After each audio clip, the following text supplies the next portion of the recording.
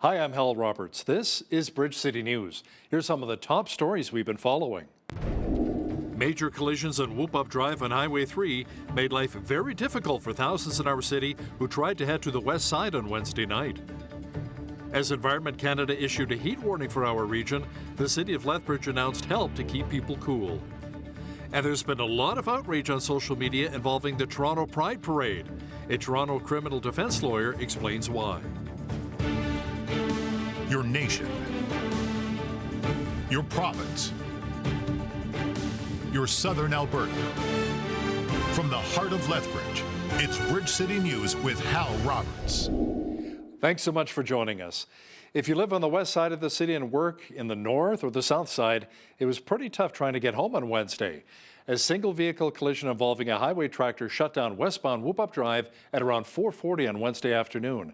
A second multi-vehicle collision involving 10 vehicles was reported at the Old Man River Bridge westbound on Highway 3 about an hour later. Both roads were blocked for quite some time. Fortunately, there were no injuries, and around 7 p.m., Lethbridge police reported that the westbound lanes of the Crow's Nest Trail had reopened. As a result of the collision on Whoop Up, however, the city says there was significant damage to the road, so a construction crew was sent out to do repairs. Now, there was also a third collision. It also took place on Highway 3 involving a couple of semis where one rear-ended the other. A 39-year-old Cardston man was charged with following too closely in that crash. Lethbridge police have also laid charges against the driver of that highway tractor who rolled his truck on Whoop Up Drive yesterday. The 29-year-old Lethbridge man faces a wide range of charges, including operating a trailer without a functioning brake system, towing a trailer without proper attachments, and exceeding the certificate weight. The tickets carry a total fine of just over $1,000. Environment Canada issued a heat warning for much of southwestern Alberta today. The city of Lethbridge is now moving ahead with their extreme temperature response protocol. Officials say when heat waves kick in like this one, the risk for heat-related illnesses is more likely and can also cause long-term draw on the power grid with all of the AC units running. Our city's emergency planning and risk supervisor, Luke Palmer, says there are some resources available to help you beat the heat. In our level 2, it means we're actually taking action. Things are activated. It's not, pre-planning. At this point, we do have comfort centers that will be available through the city. Now, these are facilities that operate during normal operating hours for people to get out of the elements. The mall could be one. We've got our park and ride locations, libraries, and other options available to the community. In addition to that, we'll be promoting information for everybody to be aware of the risks. We know it's important that people avoid peak times outside between 10 and noon, but it's also really important to understand that your indoor temperature will peak far later than the outdoor temperatures. With all of the hot weather we've been receiving lately, Alberta Health Services has some tips on how to stay safe and cool and avoid any heat-related illnesses. That includes keeping cool with air conditioning and being well hydrated with water. Dr. Alison Gonzalez is the medical officer of health for the South Zone. She says heat exhaustion and heat stroke can sometimes set in fairly quickly. Can range anywhere from several days to actually 10 to 15 minutes, depending on how hot it is. Symptoms and signs to watch out for heat exhaustion include heavy sweating, cool, moist skin, nausea and vomiting, and headache. Heat stroke is really severe and is a medical emergency, and that includes actually when you actually stop sweating and you get this red, dry, hot skin. And you may notice that people who are suffering from heat stroke can become very confused and even unconscious. So it's really important to get medical attention for that condition, for heat stroke. Dr. Gonzalez says some of those who are most at risk include seniors 65 and older, kids under the age of 2, and those who are on blood pressure medication. Yeah, the heat warning continues for much of southwestern Alberta. We're expecting temperatures above 30 degrees over the next couple of days. Angela Stewart is in now with a quick peek at the forecast. Angela, it's days like today where one can really appreciate air conditioning, whether it's in the car, at the mall, at the office, or at home. Yeah, I couldn't have said it better myself, Hal, even more so after days like we had today. That AC is definitely needed. Keep in mind, Lethbridge is now under a heat warning, so now is the time to be cautious if you're heading out. Although the sunshine can make for a beautiful day outside, the temperatures can make for very brutal conditions if you are spending long hours and periods outside. We reached a high of 32 degrees. There is a risk of a thunderstorm later on tonight, sitting at an overnight low of 15 expected for today. Tomorrow, back up to 32 degrees, risk of a thunderstorm again, overnight low of 16. And then as the rest of the week goes on, going to be beautiful, but I will have all those details and much more coming up later in the show. Great. Thanks so much, Angela. Firefighters in Alberta are still dealing with 83 active wildfires. Most are located in the northern part of the province.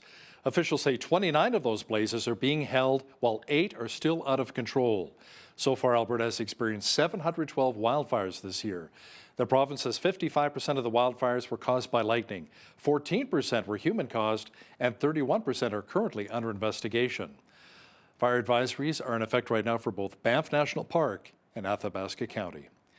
The Alberta government posted a larger than expected $11.6 billion surplus this budget year, mainly due to higher oil prices. Finance Minister Nate Horner says the province's strong fiscal situation allowed it to pay down $1.3 billion in debt. The debt now stands at around $80 billion.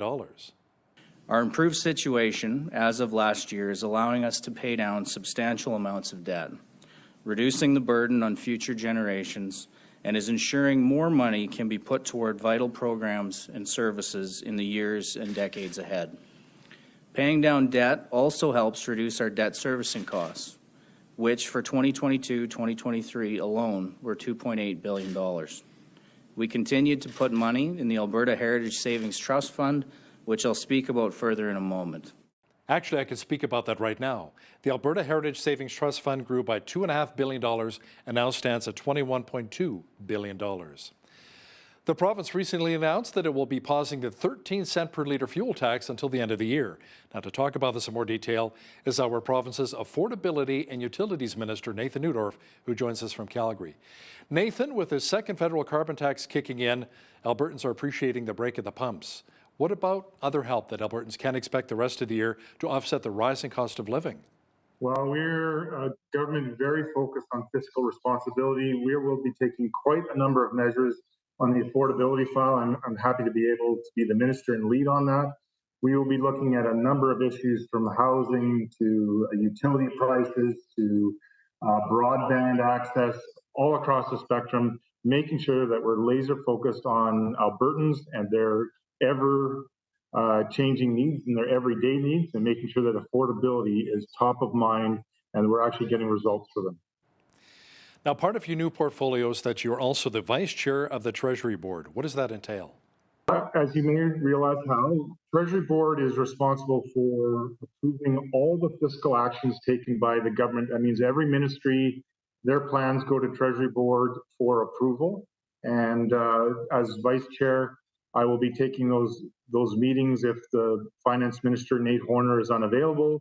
I'll be working with him on my experience on the capital side of things, as well as just operationally how that would impact the affordability of Albertans, and making sure that we maintain a really good balance sheet and books that are in the black so that we're not becoming a burden or contributing unnecessarily to inflation in Albertans' lives.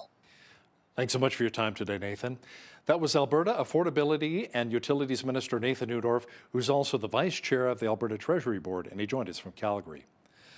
The Rocky Mountain Turf Club will be holding some very special Canada Day celebrations this weekend. The events include Warrior Indian relay races, which will be taking place on the grounds. Officials say they're excited to hold the events, especially on Canada Day weekend, with racers even coming up from the United States. Indian relay has always been an exciting event for all, not First Nations, all. And we always, again, create that event here during Canada Day so that people have somewhere to go to for an outing. And I'm always grateful, thankful that we have it here at Belize.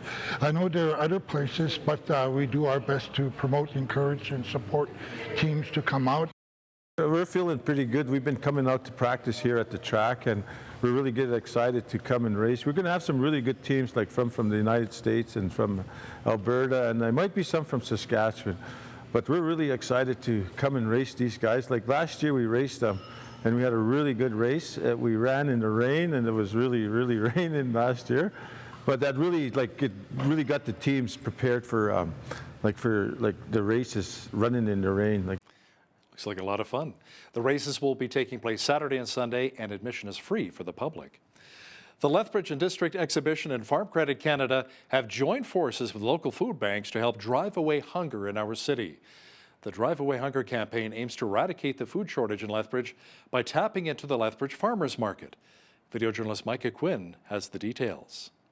Last year alone, the Drive Away Hunger campaign for Farm Credit Canada served over 40 million meals across Canada. The Lethbridge Farmers Market has been a staple in our city since 1962. Staff with the Lethbridge and District Exhibition said as part of the Drive Away Hunger program, vendors from the Farmers Market are given the opportunity to donate leftover perishable food products, which will then be distributed out to the Lethbridge and Interfaith food banks. This is our part to contribute to the greater food security conversation around the country, and obviously it's such an important message here in southern Alberta, but we're one of the regions in the country that actually can feed other parts of the country. We're a net exporter of food products, and so it's very important for this conversation here in southern Alberta to broadcast out to the rest of the country. Over at the Lethbridge Food Bank, staff told us perishable food items are extremely important for their clients. It's hard for us to invest in buying perishable items for the very reason that they're perishable, and we don't want to waste any of those donations that come in.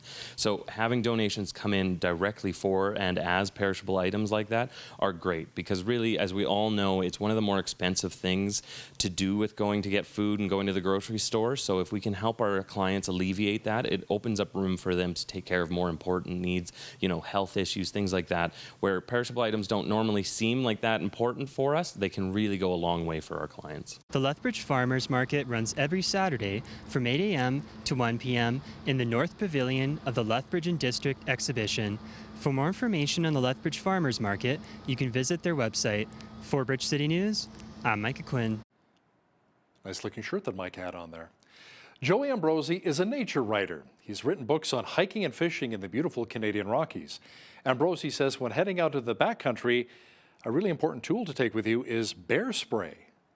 Bear spray, which has come along in the last 20 years, is a good thing to have.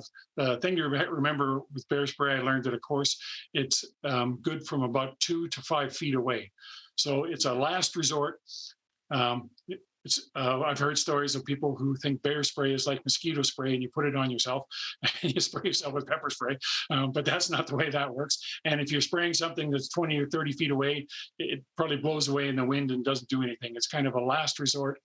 And it will work. You sort of stop the bear in his track, has trouble breathing and seeing, and you got about half an hour to get away from there. Catch the full interview with nature writer Joey Ambrosi and BCN's Naveen Day coming up after Business News. Saskatchewan's Agriculture Ministry says more rain and mild temperatures are needed to help grow crops in the province. The ministry says some crops are ahead of normal development due to the hot and dry weather. It says milder temperatures and rain would help avoid rapid maturation. The ministry says crop conditions across Saskatchewan vary wildly from poor to excellent. There's been a lot of outrage on social media about this year's Pride Parade in Toronto. If you saw the graphic images or attended the parade, you know what I'm talking about. We'll have some of the images from the parade shortly, as they have been blurred, but a warning that some of you may find some of the images disturbing. It seems that certain participants went way over the top and walked the parade completely naked, exposing themselves for many to see, including kids. Now, is that even legal? How were parade participants allowed to get away with that? Ari Goldkind is a criminal defense lawyer and joins us now from Toronto to give us his thoughts. Ari, let me ask you, is this even legal in Canada? Well, it depends on who's in charge on a given day. Right now in the Canada we all have to live in, because it was a Pride Day or Pride Week, it now becomes, according to the Toronto Police Service in my city, this is now legal. But if you look up the basic definitions in section 173 and 174 of the Criminal Code, which are not written in complicated legalese, this is not only absolutely against the law, this is the kind of behavior that the law is geared to protect people against. One, from the point of view of exposure to somebody under the age of 16, and two, exposure to non-consenting adults. Now, many people took to social media expressing their anger and their outrage that certain Pride participants exposed all, so to speak. The Toronto Sun reported that there have been some within the LGBTQ2+ community who were angered as well, as saying that that's not what Pride is really all about.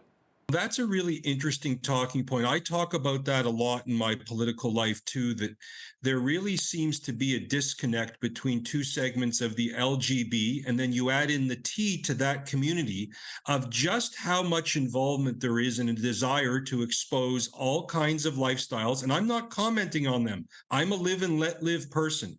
But the second that you're doing this, when you know that there are 5, 10, 15-year-olds there. Whether or not 5, 10, 15-year-olds should be exposed to this, that's a longer conversation. But when it comes to the criminal law has two very specific sections about this. Section 173, which covers indecent act and exposure, and Section 174, which is very, very specifically about nudity, whether you're on your own property or public property. And the fact that the Toronto police say, well, it's Pride Day, so it's one out of the 365 days in a calendar, and it's the only one that it's okay, that should raise an eyebrow. And the other thing that your viewers should know is that there are many sections of the criminal code now in the world that we live in that are really tailored to preventing people under the age of 16, kids, under the age of 16, from being exposed to anything in the sexual realm. And when you look at the videos or the pictures of what these men were doing with lots of youngsters, I mean really young children, walking by them and a number of non-consenting adults, the Toronto Police Service, in my view, have demonstrated, and again, this is the byproduct of the world and the political time we live in, a tremendous amount of cowardice because they don't want to be called a name. Thanks so much, Ari. That was Ari Goldkind, criminal defense lawyer based in Toronto. And by the way, Bridge City News reached out to the organizers of the Toronto Pride Parade and Toronto Police for comment, but have yet to hear back. Well, we had a heat warning today in southwestern Alberta, and things are not cooling off anytime soon. A full look at the weather picture is on deck.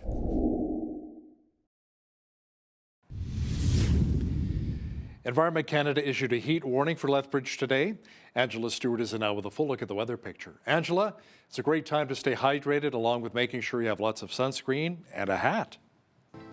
Yes, absolutely. Sunscreen, lots of water. Also wear loose-fitting clothing if you can, and then also taking lots of breaks in the shade, if preferably if the shade is available. If you are going to be spending some time doing getting out around the city for Canada Day events, it's going to be very, very hot. So 32 degrees is our expected high for tomorrow. There is a risk of a thunderstorm, reaching low 30s, mid 20s as the rest of the week goes on. 32, 22 for Sunday, Monday there.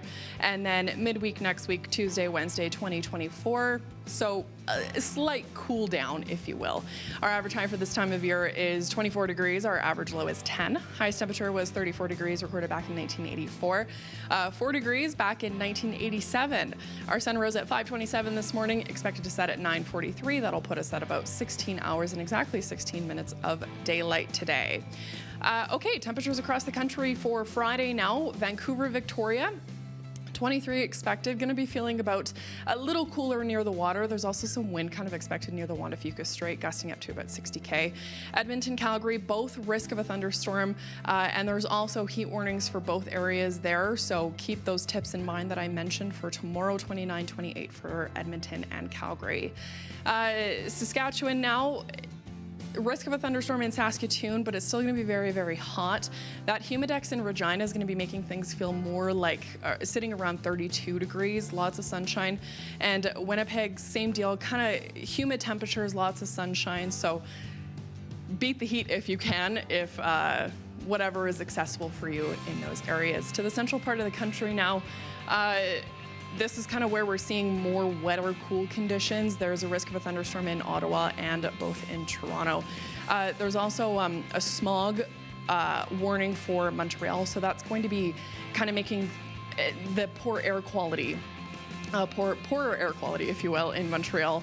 They're 25 for both Toronto and Ottawa tomorrow, and then 27 in Montreal. To Atlantic Canada, it's kind of looking wet and cool across the board tomorrow. Fredericton, Halifax, Charlottetown, around 40 to 60% chance of rain is kind of what we're seeing. And then in St. John's, 23 and partly cloudy conditions. And that is your full weather forecast. The Alberta government says it ended the 2022-2023 budget year with an $11.6 billion surplus. That is up from its third quarter estimate of $10.4 billion. The province says its stronger financial position allowed it to pay down $13.3 billion in debt. It also says the Alberta Heritage Savings Trust Fund grew by $2.5 billion to $21.2 billion.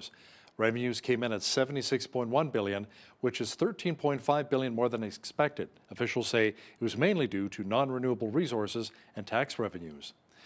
BlackBerry reported losses of $11 million US in its latest quarter. That follows a loss of $181 million a year earlier. The Waterloo, Ontario-based company says revenue for the first quarter ending May 31st was $373 million. That is up 122% from $168 million during the same quarter last year. BlackBerry says cybersecurity revenue was up $93 million, which is down from $113 million a year earlier. Google says it will remove Canadian news from its platforms and end deals with local publishers because of the Liberal government's new Online News Act. Bill C-18, which is now legislation, requires digital giants to pay media outlets for content they share or repurpose. The tech giant plans to remove news links from its search engine, Google News, and Google Discover for only Canadian readers and publishers. The company said it will also end Google News Showcase in Canada. It's a product it uses to license news from over 150 local publishers. Now, here's a look at today's markets. The TSX was up 94 points on the day to finish at 19,913. The Dow was up 269 points to 34,122. The S&P 500 was up 19 on the day to 4396, and the Nasdaq was down just under a point to 13,591. West Texas Intermediate Oil was up 20 cents to 69.76 US per barrel. Natural gas was down a cent to 2.68 US. Gold was down 8 cents to 19.0812 US an ounce, and silver was up a cent to 22.58 US an ounce. Feed wheat is at $11.15 per bushel, barley's at $9.03, canola's at $16.08, and corn is at $10.03 per bushel. Live cattle were up 13 cents to $179.75. Feeder cattle August contract was up $2.13 to $242.38, and lean hogs July contract was up $1.18 to $94.45. The Canadian dollar was up slightly over the past 24 hours to 75.46 US.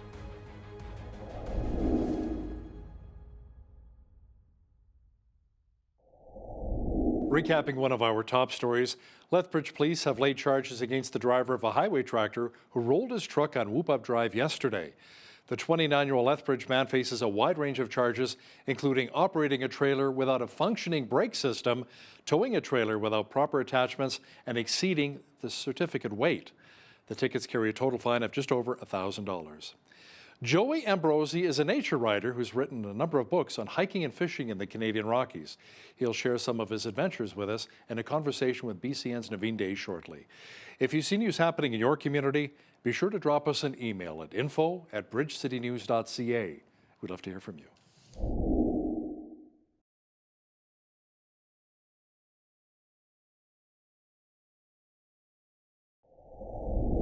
There is so much to see in southern Alberta. It really is a haven for those who love to do road trips. Just to the west of Lethbridge is the Crow's Nest Pass, an area to enjoy the mountains and features that nature has for us. One local area man who has written a few books about Crow's Nest Pass and the natural wonders of the area is Joey Ambrosi. His books include Fishing the Canadian Rockies and Hiking Alberta's Southwest. Joey Ambrosi, welcome to Bridge City News. Thank you very much. So Joey, first off, tell us what put you on this path to write books about the natural environment in the Crow's Nest Pass area? I was living in Calgary and I was working for the Sierra Club of Canada on some projects where we were just rehiking old trails that explorers had used just as a project. And then it kind of turned into a book by filling in the in-between trails. And that was a book, Hiking Alberta Southwest, came out in 1984. And I'm a fisherman. Everywhere I go, I fish. So in 1986, I did a book called Fly Fishing the Canadian Rockies. And then 1998, did an update on the hiking book. In 2001, update on the fishing book, and in 2011, update on the hiking book. And just last year was an update on the fishing book. So I get out and I do a lot of fishing and hiking. Okay, so obviously you've been doing this for a while. Are there changes that you've seen in the natural environment, or have things kind of like stayed the same over the last 20 or 30 years? I would think in the late 70s, 80s into the 90s, hiking was really big in the Rockies, including Banff, Jasper, and down here to the Crow's Nest Pass. And then it sort of died out. It didn't die out completely, but it sort of went into a little bit of a decline, but it's back on again. And I think COVID was one of the big reasons. I think people realized that they could go out in the woods, be by themselves or with their family and be safe and go fishing or go hiking or go mountain biking or go snowmobiling or go do what they want and be safe.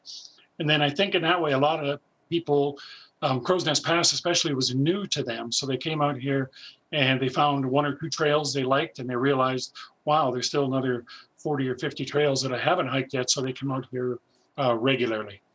Do you feel in a way that the pandemic also attracted new people to the area? Because like we were always told to socially distance ourselves. So I mean, like, what better way to social distance than go hiking in the pass?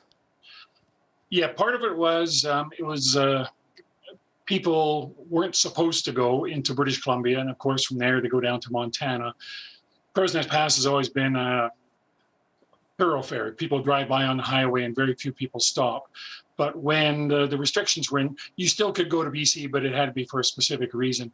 So a lot of people came down from Edmonton, Calgary, Lethbridge, wherever. They came down to Crow's Nest Pass. They looked at our COVID numbers, which were very good, and they realized they could do hiking or fishing or whatever they wanted to do. Plus, they could come up to the Frank Slide Interpretive Center, which was still open, and we had some restrictions on how many people in at a time and stuff. Then I think they came down here and they realized, wow, there's a lot more down there than I ever realized in terms of history, in terms of natural environment. There's all kinds of things. So I think people are coming back over the last few summers. And there are a lot of Albertans that enjoy the public land use zones north and south of Crow's Nest Pass. So without giving away your favorite secret spots, are there some places that maybe aren't well known yet, but yet they're wonderful places to visit? Yeah, when you write a fishing book or a hiking book, you give away all your secrets. You don't say that is the secret lake, but it's in there. So there's nothing that was kept out of any hiking book or any fishing book. So they're all in there. You just have to figure that out for yourself. But there is many, many wonderful fishing and hiking locations all the way from Waterton up through Crow's Nest, even over into British Columbia, into Fernie and that area, and then northwards up towards Chain Lakes and places like that. And I hear that there are caves that can be explored just south of Coleman. So tell us about those experiences and how far deep into these caves can you get?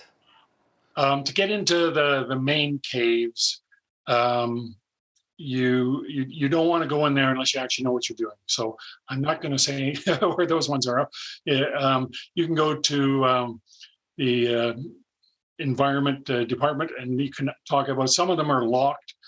Some of these are the longest caves in Canada. Wow. Gargantua Cave and Yorkshire Pot. And they go several kilometers underground. But there's been, over the last 20 years, that people have gone in without the right equipment. And obviously it's a cave and there's drop-offs and there's been rescues that have had to be undertaken in those caves. So it's not either for the faint of heart or for people with no experience. So we don't really advertise exactly where the caves are. The people who are in that, it's called spelunking, people are in that, like doing that, know where the caves are and they know how to get into them. So if you want to explore the caves and you're a novice, you may want to hire a tour guide for those?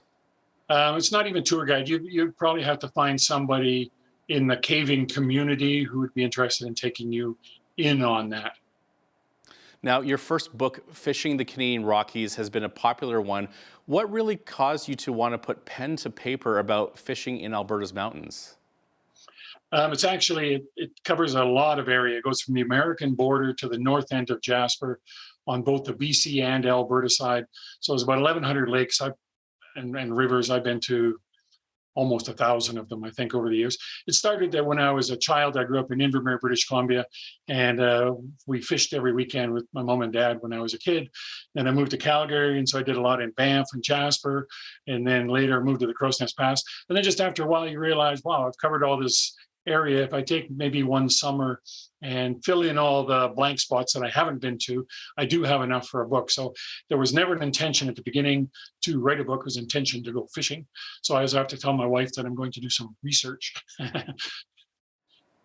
So now, it has been said that the rivers and creeks of the eastern slopes of southern Alberta have some world-class fly fishing opportunities.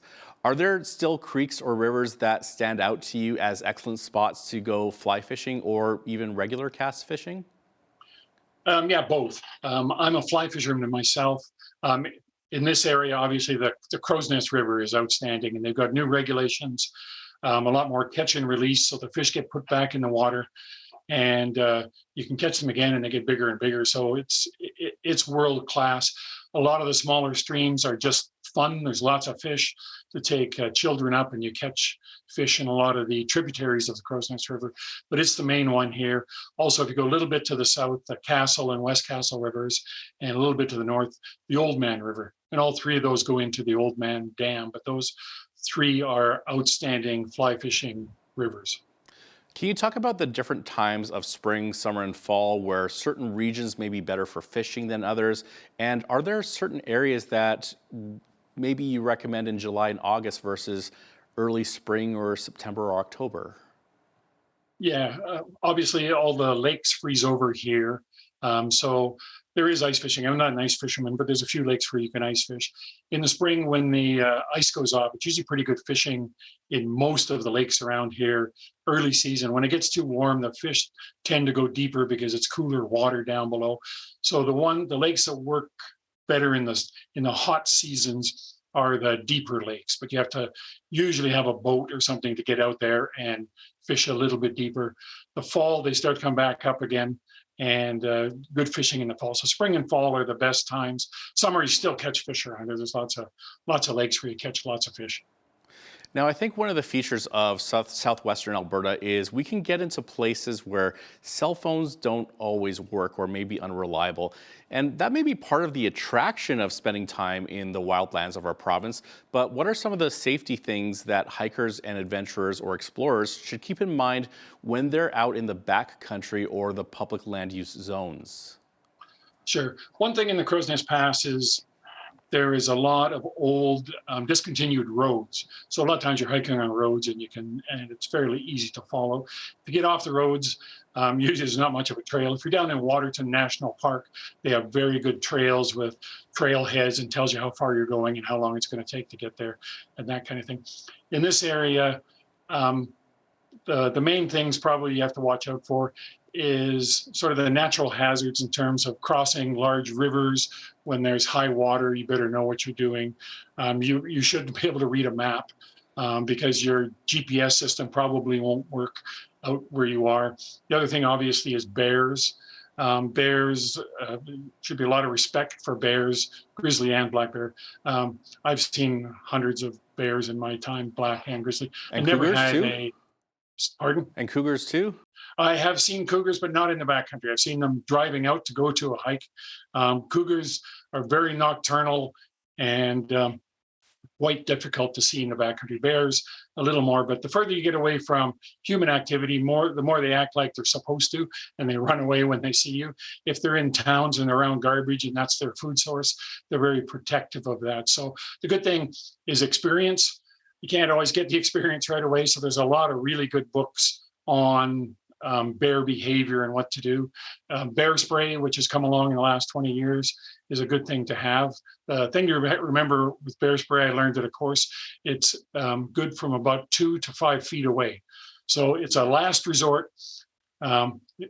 I've heard stories of people who think bear spray is like mosquito spray and you put it on yourself and you spray yourself with pepper spray, but that's not the way that works. And if you're spraying something that's 20 or 30 feet away, it probably blows away in the wind and doesn't do anything. It's kind of a last resort. and it will work. You sort of stop the bear in his track, has trouble breathing and seeing, and you got about half an hour to get away from there. So bear spray, read about it, learn how it's used, and it's a good thing. But if you make lots of noise, bears generally stay away from you. But the more experience you have in the backcountry, the better it is. Now, your second book is on hiking Alberta's Southwest. What caused you to want to put that collection of hikes together? Again, that was through the Sierra Club. We went to all the historic trails that the Palliser expedition had been over, and all the early explorers. And I recall going to seniors' homes and doing slideshows to show them this and show them maps. And then we thought maybe we should put that into a book. And so from Hiking Alberta Southwest, the more recent version, which is still about 10 years old, is called the Southern Rockies Trail Guide, and hoping to do a revision perhaps next summer. Now, there's definitely some interesting areas and things to see in Southwest Alberta. There's Drywood Falls, which is a great spot, and there's also the wreck of the RCAF plane. Is there a hike or maybe a couple of hikes that really stand out in your mind as to not to be missed? Yeah, the one to the plane, the 1946, we called it the plane crash, and it was outside Crow's Nest Pass. If you have horses or you have a quad, you can basically get right up to the plane crash. But most people hike in, and it's about a 5 to 6 kilometer hike on an old road, and it goes up, and you can see the remains of the plane actually on the ground, which is kind of neat. And there's a memorial right there at the site. Wow. Now, what about hikes for the first-time explorers, or maybe people who bring children along, or adults that haven't really been out exploring? What would you recommend? The simplest ones in the Crow's Nest Pass. If you come up to the Frank Slide Interpretive Center, we have a 1.5 kilometer hike that goes through the rocks, starting from the parking lot, goes through, comes to the other end of the parking lot. It's a wonderful hike. And you get a little brochure. There's numbers along the trail, so you know what you're looking at. That's a really good one. There's one called the Miner's Path in Coleman, which is part of the Crow's Nest Pass. And it's another one goes along a little creek. There's Star Creek Falls is a nice little hike. If you're camping in the area, maybe up at Chinook Lake, there's a hike that goes around the lake up there. If you're getting a little more adventurous, going up Turtle Mountain, there's a trail that goes up to the top of Turtle Mountain, which overlooks the Frank Slide. It's a trail all the way. There's no actual climbing, but it's uphill all the way. So you want to be in reasonable shape, but kids can go up there as well. I wouldn't do that as your first hike. There's a ghost town called Lille that you can start from the Interpretive Center, and it's about a 6 kilometer hike into there. And that's pretty cool as well. That sounds really cool. One of the features of life today, of course, though, is social media. And on different social media sites, you can find pictures and videos of people exploring our province. Is there a place where our viewers could go if they want to learn more about not only your books, but also the region around Crow's Nest Pass, and where they could actually take the family camping and exploring? Yeah. I'm not an IT guy myself, so. But if you go to the Frank Slide Interpretive Center website, that will get you started. I would really recommend, if you come into the area, come up to the center. We can tell you all about the heritage in the area. There's all kinds of things. The Hillcrest Mine Disaster Memorial Site, and there's the Bellevue Underground Mine, and there was the Alberta Police Barracks where there was a shootout in 1922, and there's all those kind of things. But we can also direct you. We have maps and everything of all the hikes in the Crow's Nest Pass. The Crow's Nest municipality of Crow's Nest Pass has a website, and you can link to that. And they talk about where you can go mountain biking, where you go hiking as well. So those are some of the links you can go to.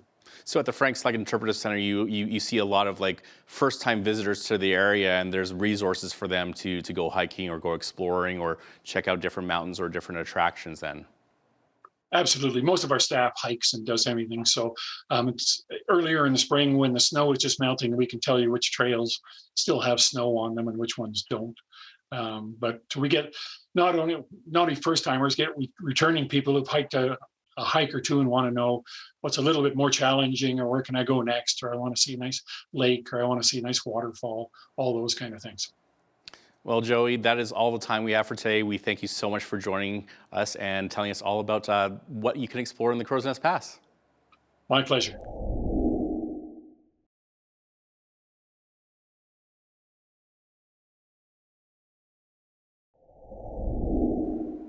You know, here in southern Alberta, we feel the impact of decisions that seem to be made with Toronto or Ottawa in mind, and they don't always appear to be in the best interest of Albertans.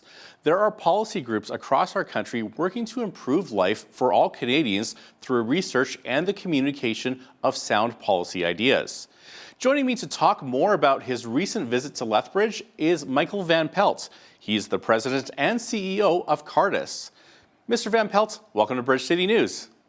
Hey, thank you. It's a great place that you're in. Love being in Lethbridge. Love being in Medicine Hat. Been in 10 cities across Alberta over the last 2 weeks. What a great time. Well, we're glad that you could visit us in our wonderful neck of the province here, Michael. But can you just give us an idea of what is the focus of Cardis? So Cardis is in some ways a very traditional think tank in Canada. We focus on public policy issues. We focus on research to advance those public policy issues, help educate a larger population about what the kind of main and central issues that we're facing here in public life. And that could range on childcare issues. It could range on gambling issues. It could deal with religious freedom issues. There's just multiple issues that governments are responsible and that a larger public square is responsible. And we're in those spaces and contributing to that public dialogue and helping people to kind of shift their thinking or be more clarified about their thinking. That's what a think tank does. We're interesting as well because we're faith-based. We come out of a religious tradition. The basic idea is that in our case, the Christian tradition actually does have something to offer public life today that can be done in a very flourishing way. That's Cardis in a nutshell. So what led you to the mission of Cardis, and how did you get started with the organization? So ironically, I'm actually its first full-time employee. We're about 22 years old. And the history of think tanks in Canada is a little bit different. So in the United States, the think tank tradition is very, very strong. It's very, very deeply embedded into the kind of public and political dialogue. Government leaders, municipal leaders, the public service are very much reliant on the research and the public opinion of many, many players in the think tank space. In Canada, that is actually a less popular kind of way of engaging the public environment. That's changing now. So you've seen a rise of many, many think tanks in Canada. We're part of that overall development. And it's really, really interesting. What I love about it is here is a charitable organization called Cardis, which is funded not at all by governments, which is funded by an interested population that says, we've got ideas about how the public square can improve, can do better than it is today. And your job, Michael, is to kind of put that into good order, do good research, make sure you've got good backing on your ideas, and then advance them into a public square. And that could be to government leaders, that could be to business leaders, that could be to civil society leaders and organizational leaders. That's really that kind of unique space that a think tank is in today. We're not the aggressive, angry lobbyists. We're not the academic institution that sits in, let's say, the stereotypical ivory tower. We're in that day-to-day messy business with ideas that actually matter to people. So with all the research you do and the information you gather, who do you see as the demographic that Cardis speaks to? So essentially, Cardis communicates with those kind of leaders in society that have the ability to, as it were, move an idea to the next stage. So think about in Lethbridge, think about your mayor, think about municipal leaders, think about business leaders who, when they are concerned about something, that needs to be paid attention to, whether we kind of like it or not. Think about many of your Chamber of Commerce leaders or other civil society leaders or social service leaders. These are people who have been given the responsibility to provide leadership in a community. And how do we help them exercise that leadership? That means that we need to do really, really good research, that they've got tools and backing to know how to suggest good improvements. That's really the kind of market that we're kind of targeted to as a think tank, in some ways really no different than most think tanks in Canada. So when you were in Lethbridge, can you just tell us what the discussion was all about? So this is, I love this because this is a really kind of interesting engagement that we are in. And Lethbridge was one of 10 cities that we are wanting to advance this particular idea. Cardis has long been one of the leading think tanks looking at educational choice in Canada and educational reform in Canada. And essentially, we were making the argument that it is now time for the business sector and business leaders to pay a lot more attention to the quality of K-12 education. Remember, we've just come out of a COVID period. Families and parents have been able to kind of have a little look under the hood of kind of what our education system is looking like. There's a little bit of an unease about that. Business leaders, they're looking for a certain kind of employee, and they're struggling with that. And when we were researching this area, we were saying there's a bit of a disconnect. So you as a business leader wake up in the morning, and what kind of skills are you concerned about? Yes, you're concerned about a labor shortage in Canada, but you're also concerned about a skills shortage. Okay, what is that skill shortage? Here's what it is. It's numeracy rates. It is literacy rates. It is soft skills. It is emotional capacity. It is relational dynamics. It is coming to work on time. It's being able to deal with stress environments in intense workspaces, retail, service sectors, all of those kind of things. When you actually think about those skills, those are not skills that you learn in a post-secondary environment. Those are skills that you are being taught, and behaviors and character that is developing really in a K-12 environment. And we're saying, business leaders, you need to pay attention to that, because yes, you're really concerned about that. We get that. But the kind of technical skills that may be taught out of college or employment transition funding from a federal government, that's not going to get at this answer. The way you will get at this answer is actually focusing your concerns and challenging K-12 education to up their game, to perform at a higher level and help build some of those missing skills that employers are thinking about. So that's the one argument that we were making as we traveled across Alberta. But the second argument that we were making, let's say we come to an agreement that this is a concern. This is a real concern. How do we actually solve that problem? And here's where Cardis was advancing the idea that if you really want to solve that problem, you can't just rely on big systems to do so. You can't just rely on a very large government system here as Alberta education is largely. You need educational choice. You need innovation. You need options. And as we grow those options to a larger piece of the overall sector, as we grow enrollment in that educational choice space, that is going to have the benefit of improving the whole sector. So that was essentially our two-piece argument. Number one, there's certain skills that you need, and they happen in K-12. Let's start paying attention to that. If you really want to make serious improvement, number two, in the education system, you're going to need to build a larger sector of educational choice options that's going to challenge the whole sector to improve. That's what we were in Lethbridge for. Now, on your website, you are upfront about being Christian. Why do you think this matters in what you do? The Christian tradition is actually a really creative tradition. It doesn't just speak about what, let's say, your and my kind of spiritual commitments are internally. It actually has a vision for kind of all of life. So when you had the very idea of love God and love your neighbor, well, what does it actually mean to love your neighbor? It means that you need to care for them. You need to work hard to create environments where they too can flourish, not just your own flourishing. So when I think about this idea of loving your neighbor, I immediately connect it to how do we think about building a flourishing public life together? Let's remember, not everyone is committed to a religious kind of commitment. Some people have no religious commitments at all, or they have, let's say, a secular religious commitment. There's multiple religious communities. How do we actually live together kind of in common, having a common life together, but recognizing those kind of diversities? And the history of Christianity has actually very positively developed a way of living together in that way that can be flourishing, where you actually can love your neighbor as yourself. Even in business, the very expression of business is, Naveen, how can I serve you with a need that you have? Mm-hmm.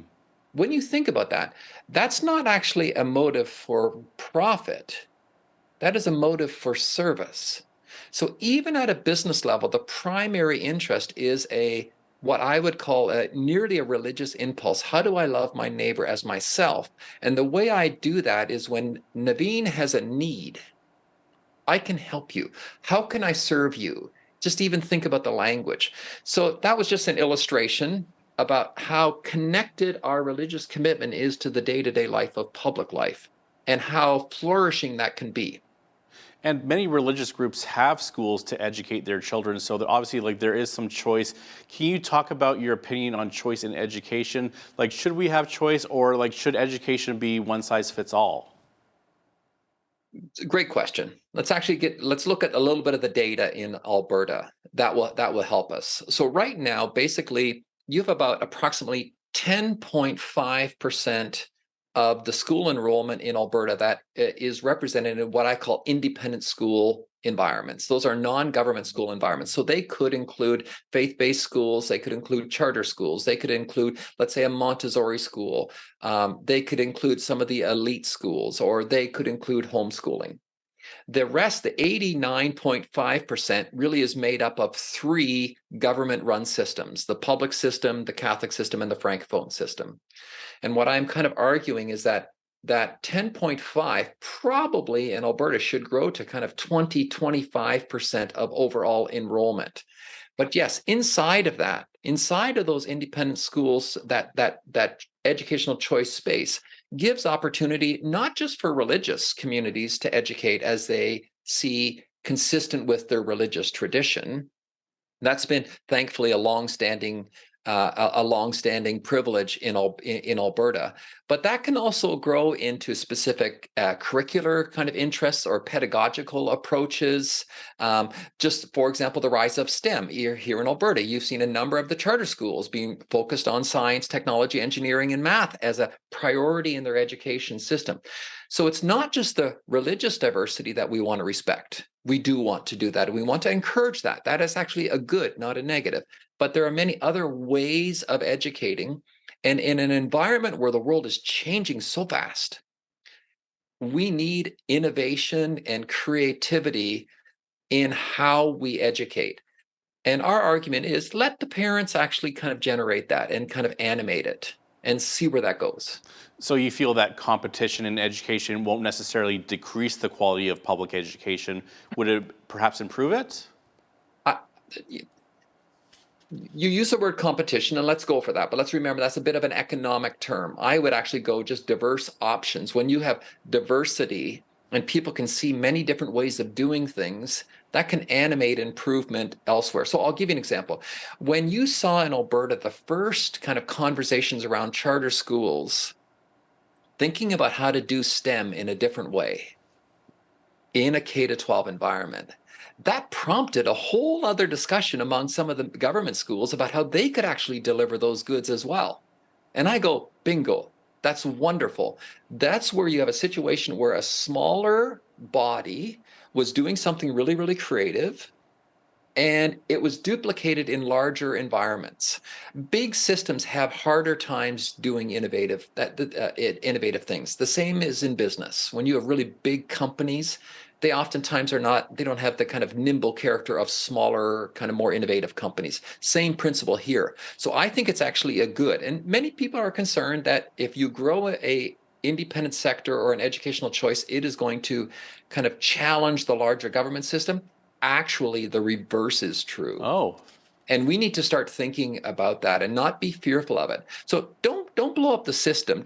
We're not interested in kind of taking an American kind of angry blow up the system approach. Not at all. What we need to do is an incremental approach here that just gives a little bit more diversity. We're saying somewhere 20-25% of enrollment, and then just see how innovation flourishes, see how choice flourishes, see how parents think about the options provided them, and it's going to be a good thing. We're almost out of time, but I really want to squeeze in this one last question because I feel it's very important. What would you say to parents questioning what their children are being taught in local schools and around the country? Yeah, it's a good question, and it's obviously a very challenging and in some ways a poignant question today. My approach is, do we want to fight about, do we want to debate all of these issues, or do we want to allow diversity to happen? My default would be is in the end, the parent, the family has got the initial and the primary impetus to take responsibility for this kind of education. And you will, when you have no choice, when you have no options, you are going to create environments for bitterness, for disagreement, for conflict. Why do we need to do that? Why can't we just open up a little bit more educational options and allow those differences to live together? They can. History shows us that's possible. So I'm actually not going to buy into even the premise. I'm saying I'm not interested in having those debates and having those dialogues. I think we can create a common good together by giving families a diversity of choice that they can raise and educate their kids in a public space together, but within their own kind of educational commitments. That would solve a lot of the problem that we're seeing, kind of creating these undue kind of bitterness spaces that we're kind of dealing with today. We don't need to have that happen. Well, we're out of time for today, Michael, but thank you so much for joining us for this interview. Just a delight to meet you. And hey, great place to be in Lethbridge. Thanks so much for hosting me there. Absolutely awesome. That was Michael Van Pelt, President and CEO of Cardus. He joined us from his office in Hamilton. I'm Naveen Day. On behalf of all of us here at Bridge City News, thanks for watching.